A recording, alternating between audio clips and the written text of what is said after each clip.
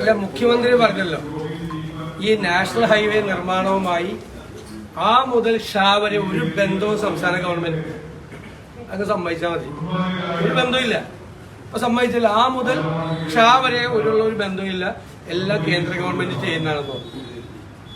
ബഹുമാനപ്പെട്ട പൊതുമരാമത്ത് മന്ത്രി പറഞ്ഞ് ഇനി റീലിടുമെന്ന് പറഞ്ഞു. റീലിടുന്നത് ഒരു 50 സ്ഥലത്തെങ്കിലും കേരളത്തിൽ വിള്ളൽ വീണിട്ടുണ്ട്. ആ വിള്ളൽ വീണ സ്ഥലത്ത് പോയിട്ട് അദ്ദേഹം റീലിട്ടാൽ കുറെ കൂടെ മനോഹരമായിരിക്കും. റീല് നിർത്തരുത്. എവിടെയൊക്കെയാണ് വിള്ളൽ വീണിരിക്കുന്നത്? കുരിയാട് മാത്രമല്ല, കേരളത്തിന്റെ വിവിധ ഭാഗങ്ങളിൽ, തിരുവനന്തപുരം ജില്ല ഉൾപ്പെടെ ഒരു 50ഓളം സ്ഥലങ്ങളിൽ ഹൈവേയിൽ വിള്ളൽ വീണിട്ടുണ്ട്. അവിടെയൊക്കെ പോയി അദ്ദേഹം റീലെടുത്ത് ആ റീല് കേരളത്തിലെ ജനങ്ങൾ മുഴുവൻ കാണട്ടെ. ഇതെന്താ അറിയാമോ? നാണക്കേട് മറയ്ക്കാൻ വേണ്ടിയിട്ട് എന്തൊക്കെയോ പറയാണ്. യഥാർത്ഥത്തിൽ പാലാരിവട്ടം പാലത്തെ കുറിച്ചൊരു റിപ്പോർട്ടാണ് വന്നത്. ഒരു അപാകതയുണ്ട് അല്ലേ? പിണറായി സർക്കാർ വന്നതിന് ശേഷമാണ് അതിന്റെ ടാറിംഗ് വരെ നടത്തിയത്. എന്നിട്ട് ആ അപാകത ഉണ്ടെന്നുള്ളതിന്റെ പേരിൽ പാലം ഇടിക്കുന്നു വീട്ടില്ല. അന്നത്തെ മന്ത്രിക്കെതിരെ വരെ വിജിലൻസ് കേസ് എടുത്ത സർക്കാരാണ്. മന്ത്രിയായിരുന്ന ആൾക്കെതിരെ വരെ വിജിലൻസ് എടുത്ത സർക്കാരാണ്. ഇതിപ്പോ കേന്ദ്രത്തിന്റെ ആരെ പറ്റി അന്വേഷിക്കണ്ട, ഒന്നും ചെയ്യണ്ട. വിള്ളൽ അടച്ചാൽ മതി, വിള്ളൽ ടാർ ചെയ്താൽ മതി. വലിയ മഴ വരാൻ പോകുന്നതിൽ വലിയ വിള്ളൽ കാണാൻ പോവാണ്. അപ്പൊ ഇവര് ഉമ്മൻചാണ്ടി കൊണ്ടുവന്ന വിഴിഞ്ഞം തുറമുഖത്തിന്റെ ക്രെഡിറ്റ് എടുക്കാൻ നോക്കി. അത് കേരളത്തിലെ ജനങ്ങൾക്ക് മനസ്സിലായി. അതിന്റെ പൂർണ്ണമായ ക്രെഡിറ്റ് ഉമ്മൻചാണ്ടി സർക്കാരിനാണ്. രണ്ടാമത്, കേന്ദ്ര സർക്കാർ നടപ്പിലാക്കുന്ന ഒരു പദ്ധതിയുടെ പൂർണ്ണമായ ക്രെഡിറ്റ് ഇവരെടുക്കാൻ നോക്കി. അതിന് 4ാം വാർഷികത്തിൽ അതിന് വിള്ളൽ വീണു. ഞങ്ങൾക്ക് ഭയങ്കര സന്തോഷമെന്നാണ് മന്ത്രിക്ക് പരാതി. ഞങ്ങൾക്ക് സന്തോഷമല്ല.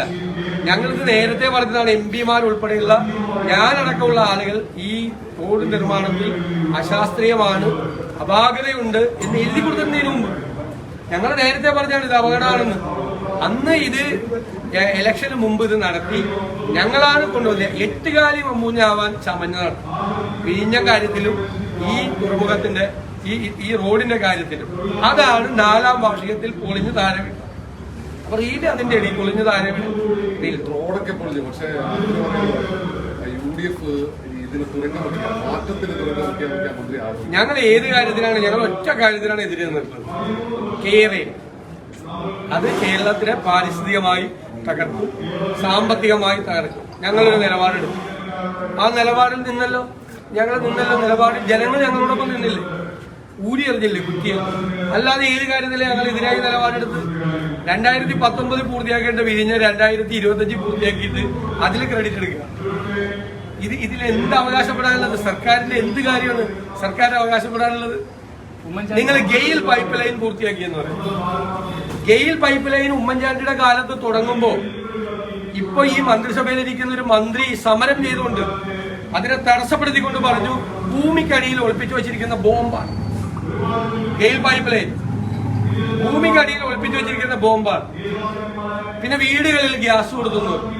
അത് കളമശ്ശേരിയിൽ ഉമ്മൻചാണ്ടി സർക്കാർ ഉണ്ടായിരുന്നപ്പോൾ ഉദ്ഘാടനം ചെയ്ത പദ്ധതിയാണ്. വീടുകളിൽ ഗ്യാസ് കൊടുക്കുന്ന, മറ്റേ കണക്ഷൻ കൊടുക്കുന്ന പദ്ധതി കളമശ്ശേരിയിൽ ആദ്യമായിട്ട് ഉദ്ഘാടനം ചെയ്ത പദ്ധതിയാണ്. ഇങ്ങനെ ക്രെഡിറ്റ് എടുക്കാമോ? എത്ര 10 കൊല്ലം മുമ്പ് നടപ്പാക്കിയ പദ്ധതിയാണ് കേരളത്തിൽ. ഉമ്മൻചാണ്ടി സർക്കാർ ഒരു ഘട്ടത്തിൽ കേരളത്തിൽ ഈ ദേശീയപാത 45 മീറ്ററിൽ വരില്ല എന്ന് പറഞ്ഞ് തോറ്റു പിന്മാറി. ഭൂമി ഏറ്റെടുക്കൽ ഉൾപ്പെടെ പ്രതിസന്ധിയിലായപ്പോൾ ഭൂമി ഏറ്റെടുക്കൽ നല്ല ചോദ്യം. ഭൂമി ഏറ്റെടുക്കൽ കേരളത്തിൽ പ്രതിസന്ധിയിലായിരുന്നു. ഭൂമി ഏറ്റെടുത്ത് കൊടുത്തിരുന്നെങ്കിൽ 10 കൊല്ലം മുമ്പ് UPA ഗവൺമെന്റ് ഇത് പണിത് തന്നെ. എന്താണ് ഭൂമി ഏറ്റെടുക്കാൻ തടസ്സമായിരുന്നത്? തുച്ഛമായ വിലയാണ് ഭൂമിക്കുണ്ടായിരുന്നത്. തുച്ഛമായ വില. എന്റെ നിയോജക മണ്ഡലത്തിൽ 23,000 രൂപയാണ് ഒരു സെന്റിന് കൊടുത്തത്. 10 സെന്റ് പോയാൽ 2,30,000. ഇൻകം ടാക്സ് കൊടുത്തു കഴിഞ്ഞാൽ 2 ലക്ഷത്തിൽ താഴെ. 10 സെന്റ് പോകണമെങ്കിൽ 1 സെന്റ് കിട്ടില്ലായിരുന്നു. UPA government right to fair compensation act കൊണ്ട് ആദ്യം അതിൽ ഹൈവേ ഉണ്ടായിരുന്നില്ല. രണ്ടാമത് ഹൈവേ വന്നു. ആ ഹൈവേ വന്നതിന് ശേഷം അന്ന് 23,000 കിട്ടിയ സ്ഥലത്ത് ഇപ്പൊ 10 ലക്ഷം കിട്ടിയത്. ഇപ്പൊ ആളുകൾ ചോദിക്കുന്നത് ഞങ്ങളുടെ സ്ഥലം എടുക്കണമെന്ന് ചോദിക്കുന്നത്. അതുകൊണ്ടാണ് സ്ഥലം എടുക്കാൻ പറ്റുന്നത്. ഇപ്പോ അതാണ് മാറ്റം. ആ UPA ഗവൺമെന്റ് കൊണ്ടുവന്ന right to fair compensation act ഇല്ലെങ്കിൽ ഇപ്പോഴും കേരളത്തിൽ സ്ഥലം എടുക്കാൻ പറ്റില്ല. ഇതിൽ UDF-ഉം BJP-യും അടക്കം എല്ലാവരും ഒറ്റക്കക്ഷിയായി നിന്നുകൊണ്ട് ഇതിനെതിരെ വലിയ പ്രതിഷേധം നടത്തിയിട്ടുണ്ട്. പക്ഷെ അതിനെ അതിജീവിക്കാൻ LDF സർക്കാരിന് കഴിഞ്ഞതുകൊണ്ടല്ല ഇത് പ്രതിഷേധം നടത്തിയിരിക്കുന്നു. ഏത് കാര്യത്തിനെതിരെ? ഹൈവേ വരുന്നതിനെതിരെ എവിടെ പ്രതിഷേധം നടത്തിയിരിക്കുന്നത്? നിങ്ങൾ എന്തായി പറയണത്? CPM ഉണ്ടായിരുന്നു പണ്ട് പ്രതിഷേധത്തിൽ സ്ഥലം എടുക്കാൻ. ഞാനും ഞങ്ങളടക്കം കോൺഗ്രസും CPM കൂടി ഒരുമിച്ച് സമരം നടത്തിയിട്ടുണ്ട് എന്റെ പറവ്. കാരണം 23,000 രൂപയ്ക്ക് ഒരു സെന്റിന് സ്ഥലം എടുക്കാൻ വന്നാൽ പറ്റില്ല എന്ന് പറഞ്ഞു, എടുക്കാൻ പറ്റില്ല എന്ന് പറഞ്ഞു. Right to fair compensation act വന്നപ്പോൾ ഞാൻ സമരസമിതിക്കാരെ വിളിച്ചു പറഞ്ഞു, നല്ല പൈസ കിട്ടും, നല്ല പൈസ, നല്ല മാന്യമായത് കിട്ടും, ഇരട്ടി പൈസ കിട്ടും. വീടിന് 1000 സ്ക്വയർ ഫീറ്റ് വീടാണെങ്കിൽ 25 കൊല്ലം മുമ്പ് പണിത വീടാണെങ്കിലും ആ ഇപ്പോഴത്തെ വില കണക്കാക്കുകയും അതിന്റെ 100% സൊല്യൂഷൻ കിട്ടും. ആളുകൾ ഭയങ്കര ഹാപ്പി ആയിരുന്നു ഈ സ്ഥലം ഏറ്റെടുത്തപ്പോൾ. അതിനുള്ള അന്തരീക്ഷം ഉണ്ടായത് right to fair compensation act ആണ്. അല്ലാതെ CPM-ഉം BJP-യും കോൺഗ്രസും ഒക്കെ സമരം നടത്തി പണ്ട്.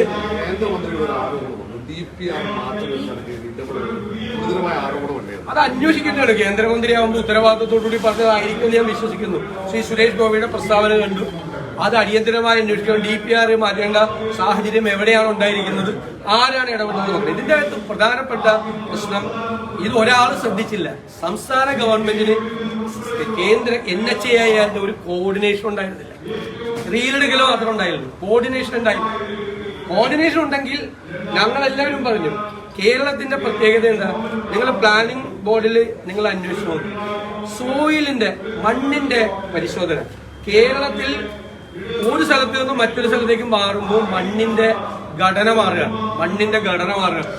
2 ലക്ഷത്തിലധികമുള്ള സോയിൽ ടെസ്റ്റുകളുടെ റിപ്പോർട്ട് നമ്മുടെ പ്ലാനിംഗ് ബോർഡിലുണ്ടായിരുന്നു.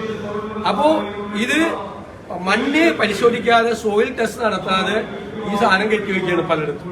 മനസ്സിലായില്ല, പില്ലർ ഉണ്ടാക്കി വെക്കുക, എല്ലാം ഇടിച്ചു പൊളിച്ച് വീഴും. മണ്ണ് പരിശോധന നടത്താതെ ചെയ്യാൻ പാടില്ല. മണ്ണെന്ന് വെച്ചാൽ കേരളത്തിൽ കാസർഗോഡ് തൊട്ട് തിരുവനന്തപുരം വരെ ഒരു സ്ഥലത്ത് നിന്നും മറ്റൊരു സ്ഥലത്തേക്ക് എത്തുമ്പോൾ മണ്ണിന്റെ ഘടന മാറുക. അതൊക്കെ ഞങ്ങൾ ആദ്യം പറഞ്ഞതാണ്. മറ്റൊരു കാര്യം, സൈദ്ധാന്തികനെ കഴിഞ്ഞ രാജ്ഭവനിൽ കൊണ്ടുവന്ന ഗവർണർ സിന്ധുവുമായി ബന്ധപ്പെട്ട കാര്യം വിശദീകരിച്ചു. അതിനകത്ത് സർക്കാരിന്റെ ഭാഗത്ത് പ്രതികരണമോ അല്ലെങ്കിൽ ഗവർണറെ വളർത്തുന്നതായിട്ട് ഞാൻ ഇന്നലെ പറഞ്ഞല്ലോ, ഞങ്ങൾ അതിശക്തമായി പ്രതിഷേധിച്ചു. ചെയ്യാൻ പാടില്ല. രാജ്ഭവൻ ഇത്തരം രാഷ്ട്രീയ പ്രചരണത്തിന്റെ വേദിയാക്കാൻ പാടില്ല. സർക്കാർ പ്രതിഷേധിക്കുമെന്ന് ഞാൻ കരുതിയത്. ഞാൻ സർക്കാരിനോട് ആവശ്യപ്പെടുകയും ചെയ്തു. ആ പ്രതിഷേധം ഗവർണറെ അറിയിക്കണം, മുഖ്യമന്ത്രി അറിയിക്കണം, മുഖ്യമന്ത്രി പോയി അറിയിക്കണം. ചെയ്തില്ലല്ലോ. ഇപ്പോഴും അതിന്റെ കൂടെയാണ്. ഇവരെല്ലാം ഒരുമിച്ച് ഒരേ വണ്ടിയിൽ ഒരേ തോണിയിൽ യാത്ര ചെയ്യുന്നവരാണെന്നുള്ളതിൽ വല്ല വ്യത്യാസമുണ്ടോ?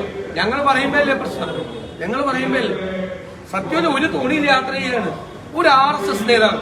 നിങ്ങളൊരു മിലിറ്ററി എക്സ്പെർട്ടിനെ കൊണ്ടുപോവാ, നിങ്ങളൊരു ഫോറിൻ അഫയേഴ്സ് എക്സ്പെർട്ടിനെ കൊണ്ടുപോവാ, എന്നിട്ട് ഓപ്പറേഷൻ സിന്ദൂരിനെ കുറിച്ച് സംസാരിച്ചോ, നമുക്ക് ആർക്കും യാതൊരു വിരോധമില്ല.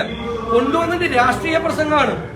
രാജ്ഭവന്റെ പരിധിയിൽ നിന്നുകൊണ്ട് മുൻ പ്രധാനമന്ത്രിമാരെ അധിക്ഷേപിച്ച് സംസാരിച്ചു ഈ RSS നേതാവ്. മുൻ പ്രധാനമന്ത്രിമാരെ ഇന്ത്യയുടെ വളരെ മോശമായി സംസാരിച്ചു. എന്ത് അവകാശമാണ് രാജ്ഭവൻ അത്തരം രാഷ്ട്രീയ പ്രസംഗം നടത്താൻ വിട്ടുകൊടുക്കാൻ? അത് തികഞ്ഞ അനൗചിത്യമാണ്. അത് ഗവർണറെ ബോധ്യപ്പെടുത്തണം സംസ്ഥാന സർക്കാർ. ധൈര്യം ഉണ്ടാവില്ല ഇപ്പൊ, അതാണ് പ്രശ്നം.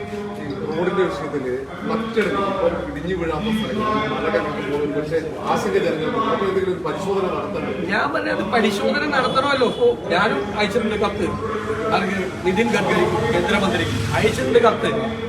പേടിച്ചിരിക്കുന്നു. മാത്രമല്ല ധാരാളം കനാലുകൾ, തോടുകളൊക്കെ അടഞ്ഞുപോയി, കനാലുകളെല്ലാം അടഞ്ഞുപോയി. ഭയങ്കര അശാസ്ത്രീയമാണ്. ഞാൻ എന്റെ നിയോജകമണ്ഡലത്തിൽ പോലും ഭയന്നായിരിക്കുന്നത് മഴ പെയ്തു കഴിഞ്ഞാൽ ഈ ഹൈവേ നിർമ്മാണത്തിന്റെ പ്രദേശത്ത് എന്താണ് സംഭവിക്കാൻ പോകുന്നത് കൃത്യമായിട്ട് അറിയാം. വേറെ ഒന്നുമില്ലല്ലോ. നിങ്ങളോടൊരു കാര്യം കൂടി പറയാം. നിങ്ങൾ ഇന്നലെ KPCC യോഗം കഴിഞ്ഞപ്പോൾ കുറെ പേര് പുനഃസംഘടന ഉണ്ടാവില്ല, നിങ്ങളങ്ങ് തീരുമാനിക്കുകയാണ്.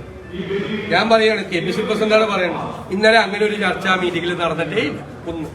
എന്നിട്ട് ഇന്നുമായിട്ട് ആ വാർത്ത കൊടുത്തിട്ട് ഉച്ചയായപ്പോൾ പറയുകയാണ് കേരള നേതാക്കളെ മറികടന്ന് പുനഃസംഘടന നടത്താൻ ഹൈക്കമാൻഡ്.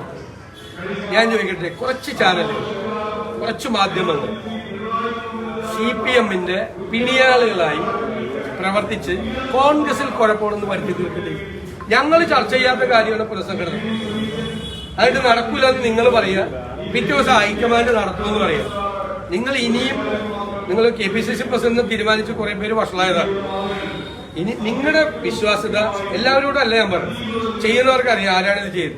നിങ്ങളുടെ വിശ്വാസ്യത ദയവ് നിങ്ങൾ കളയായിരിക്കും.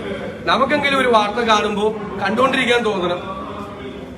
നിങ്ങളെ ഇതിങ്ങനെ പറഞ്ഞുകൊണ്ടിരിക്കുന്ന ചാനൽ കാണുമ്പോൾ മാറ്റാൻ നമ്മളെയും കൊണ്ട് തോന്നിപ്പിക്കും. വിശ്വാസ്യത, നിങ്ങളുടെ വിശ്വാസം നിങ്ങൾ കളയരുത്. നിങ്ങൾക്ക് എന്ത് കോൺഗ്രസിന്റെ പുറകെ എങ്ങനെ നടക്കണം? ഞാൻ എന്തിനാ കോൺഗ്രസിന്റെ പുറകെ ഇങ്ങനെ നടക്കുന്നു? എല്ലാവരുടെ കഥകൾ കോൺഗ്രസിനെ കുറിച്ച് ഉണ്ടാക്കുന്നുണ്ട്. ഞങ്ങളെല്ലാം കൂടി ഇന്നലെ ഇരുന്ന് ചിരിക്കരുത്. വാർത്ത വന്നിട്ട് പുനഃസംഘടന ഇല്ലാതെ ഇന്നലത്തെ യോഗം തീരുമാനിച്ചത്. ഇന്നലത്തെ യോഗം അതിനാണ് വിളിച്ചു കൂട്ടിയത്. ഇന്നലത്തെ യോഗത്തിൽ ആ വിഷയം ചർച്ച പോലും വന്നിട്ടില്ല. നിങ്ങളിങ്ങനെ ഓരോ കഥകൾ ചമയുക, നിങ്ങളുടെ വിശ്വാസത്തെ കളയല്ലേ എന്നൊരു, ഞാൻ പറഞ്ഞല്ല വിമർശനമല്ല പരിഭവം. സംഘടനാ ചർച്ചകൾ തുടങ്ങി തോന്നുന്നു. അതൊക്കെ ഉചിതമായ സമയത്ത് നേതാക്കൾ കൂടിയിരുന്ന് ഉചിതമായ തീരുമാനമെടുക്കും. അതൊക്കെ ആഭ്യന്തരമായ പ്രശ്നങ്ങളല്ലേ. നിങ്ങളോടൊന്ന് രാവിലെ വന്ന് കോൺഗ്രസ് പുനഃസംഘടനയെ കുറിച്ച് ചർച്ച ചെയ്യാൻ പറ്റില്ലല്ലോ. നിങ്ങൾ ഓരോ സ്ഥലത്ത് DCC പ്രസിഡന്റിനെ ഉണ്ടാക്കും, 4-5 പേരെ ആളുകൾ ചിരിക്കുന്നുണ്ടെന്ന് കൂടി നിങ്ങൾ അറിഞ്ഞിരിക്കണം. ഇത് ചെയ്യുന്നവർ എല്ലാവരും അല്ല. ഞാൻ പറഞ്ഞില്ല, ഞാൻ വിമർശിക്കില്ല. മാധ്യമങ്ങൾ സ്വാഗതം ചെയ്യില്ല. നിങ്ങൾ എന്നെ വിമർശിച്ചാൽ പിന്നെ ഞാൻ നോക്കും, അല്ലാതെ കറക്റ്റ് ചെയ്യാണ്ടാന്ന് നോക്കുന്നതാണ്. ഇത് പരിഭവമാണ് ഞാൻ പറഞ്ഞത്.